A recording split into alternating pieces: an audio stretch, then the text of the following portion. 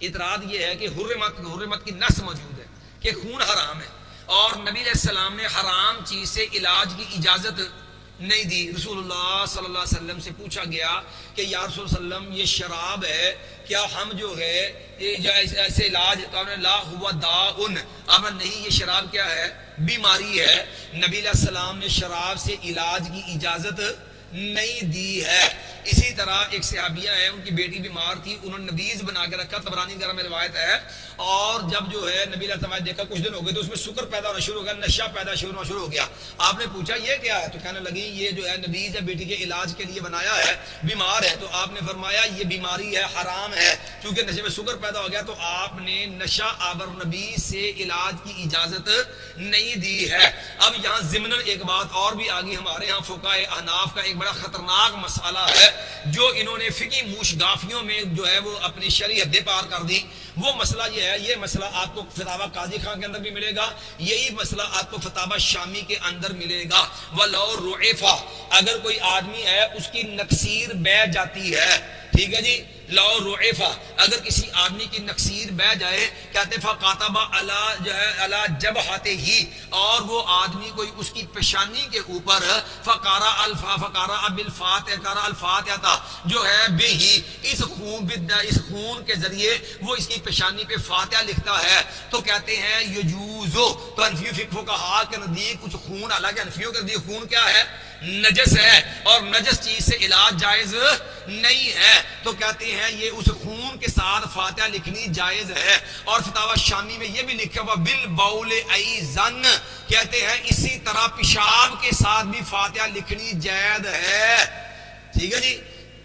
ان علماء شفاء، اگر وہ مجھے معلوم ہو کہ اس سے شفا متوقع ہے، تو کہتے ہیں پیشاب سے بھی فاتحہ لکھنی جائز ہے۔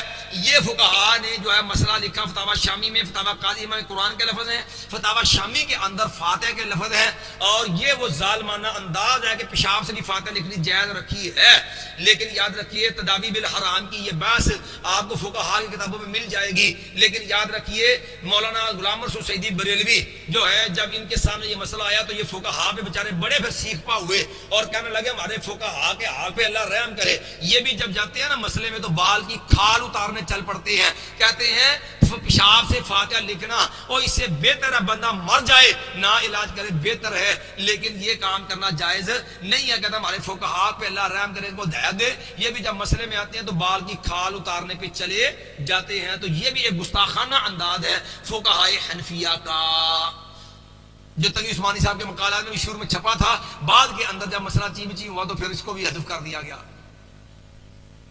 اب اگلا مسئلہ آ گیا کہ شراب، پیشاب تو ہے، خون تو ہے حرام، نجس نہیں ہے خون۔ یاد رکھنا ہر نجس چیز حرام ہوتی ہے، ہر حرام چیز نجس نہیں ہوتی۔ حنفیہ کے نزدیک خون نجس ہے، ہم کہتے ہیں خون حرام ہے۔ بھئی خون کے نجس ہونے کی دلیل کیا ہے؟ کوئی دلیل نہیں ہے کہ خون نجس ہے۔ یہ بھی حنفیہ کا مسئلہ غلط ہے جو یہ کہتے ہیں خون نجس ہے، خون پلید نہیں ہے، خون حرام ہے۔ آپ نے قربانی کا جانور، ہر مقبول ہو جائے جو ہے آپ نے قربانی کا جانور کیا، کوئی چھینٹے پڑ گئے خون کے، ٹھیک ہے، یاد رکھیے آپ اس کے ساتھ نماز پڑھ سکتے ہیں، کیونکہ حرام ہونا اور چیز ہے، نجس پلید ہونا اور چیز ہے۔ ہر پلید چیز نجس ہوتی ہے، ہر نجس چیز جو ہے وہ حرام ہوتی ہے۔ پیشاب ہے، نجس بھی ہے، حرام بھی ہے، لیکن ہر حرام چیز نجس اور بلی ہے، حرام ہے نا، لیکن پلیز نہیں ہے۔ نبی انہا لیست بنجس، یہ بلی جو ہے یہ نجس نہیں ہے، اور ٹھیک ہے، تو اس لیے ہر نجس چیز جو ہے وہ حرام ہوتی ہے، ہر حرام چیز نجس نہیں ہوتی، ٹھیک ہے۔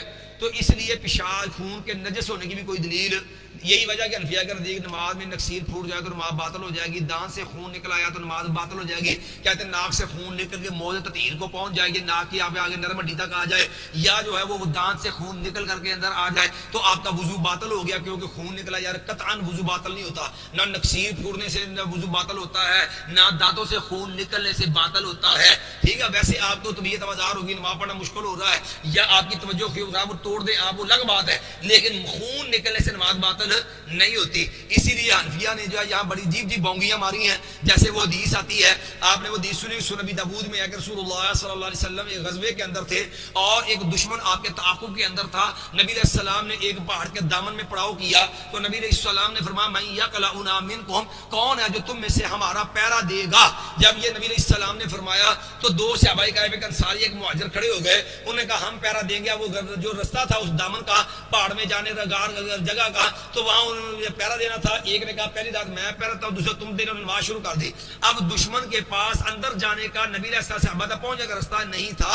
اس نے اپنے ترکے سے تیر نکالے اور تیر مارے. صحابی کے جسم میں وہ تیر لگے اور وہ نماز خون نکلنے کے باوجود صحابی نماز پڑھتا رہا. نبی علیہ السلام بھی وہاں موجود ہیں. تو جب بعد میں جو ہے اس نے وہ ساتھی اٹھ گیا, اس نے نماز مکمل کر لی. تو اس نے کہا اللہ کے بندے تو نے مجھے بتایا کیوں نہیں کہ تیرے جسم سے خون بہ رہا ہے. اس نے کہا میں قرآن پڑھ رہا تھا, قرآن پڑھتے ہوئے اتنی لذت اور اتنا مزہ آ رہا تھا, میرا دل نہیں کر رہا تھا میں تلاوت چھوڑ دیتا. اب صحابہ کرام کا بھی نظریہ ہے کہ جسم کے سے خون نکلنے سے وضو باطل نہیں ہوتا. ٹھیک ہے جی. اب بعض مرجئیوں نے یہ بھی بونگی ماری ہے وہ صحابی بھی شافعی المذہب ہوگا. ہوئے کتنے بے توفیق یہ فقیہان حرم. کیسا یہ جی فضال ماں میں لکھا ہے کہ وہ صحابی بھی شافعی حالانکہ امام شافعی کا پیدا ہوئے ہیں. امام شافعی 150 سال بعد جا کے پیدا ہو گئے.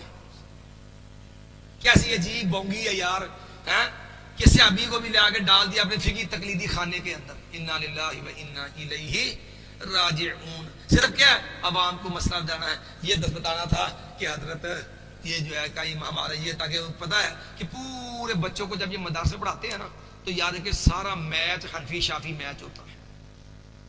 یہ شافیوں کا مسئلہ یہ, ہمارا یہ, حنفیوں کا یہ, شافیوں کا یہ, سارا میچ کرکٹ میچ ہوتا ہے. ایک ٹیم باری لینے والی ایک فیلڈنگ کرنی, پھر دوسری باری فیلڈنگ, سارا ڈرامہ یہ ہوتا ہے پورے میچ پورے سبق میں. کوئی دوری پڑھ لو تب یہ مسئلہ, یہ دورہ پڑے گا ان کو تو تب یہ مسئلہ, اور سارا ڈرامہ. اور اس کے اندر پھر ایسے ایسے تلخ جملے محدثین کی شان میں اور ایسے ایسے ناروا الفاظ ائمہ محدثین پہ بولتے ہیں کہ دکھ ہوتا ہے. میں نے مولانا شیخ الہند محمد دیوبندی کو دیکھا. آپ سمجھتے نا ہمیں اہل حدیثوں کو تانا دیتے ہیں کہ یہ بے ادب ہے, گستاخ ہیں. ہم نے کہا کعبہ کے رب کی قسم ہے ہم کسی بھی بزرگ کی گستاخی بے ادبی کے قائل نہیں ہیں. ہمارے نبی کی تعلیم یہ ہے من لم یرحم صغیرنا ولم یعقر کبیرنا فلیس منا. جس نے ہمارے بڑوں کا احترام نہیں کیا, ہمارے بچوں پہ شفقت نہیں کی, اس کا ہمارے ساتھ کوئی تعلق نہیں ہے. ہم تو احترام کے قائل ہیں لیکن کبھی تھوڑی سی نظر اپنے آپ پہ بھی بارو. کہتا ہے گریباں میں بھی جھانک کے دیکھو.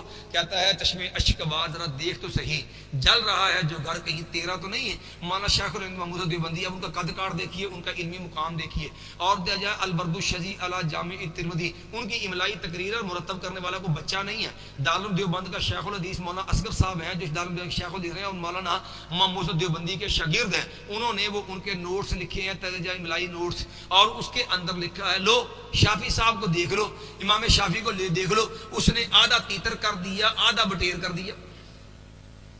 امام شافعی کے اوپر یہ ببتی کسی ہے. لو شافعی صاحب کو دیکھ لو, انہوں نے آدھا تیتر کر دیا اور آدھا کیا کہتے ہیں یہ محاورہ اردو میں جا کے کبھی نا اردو کی کتاب اٹھا کے دیکھنا, یہ آدھا تیتر آدھا بٹیر صرف دھوکے بازی کے لیے محاورہ استعمال ہوتا ہے. آدھا تیتر کر دیا اور آدھا بٹیر کر دیا.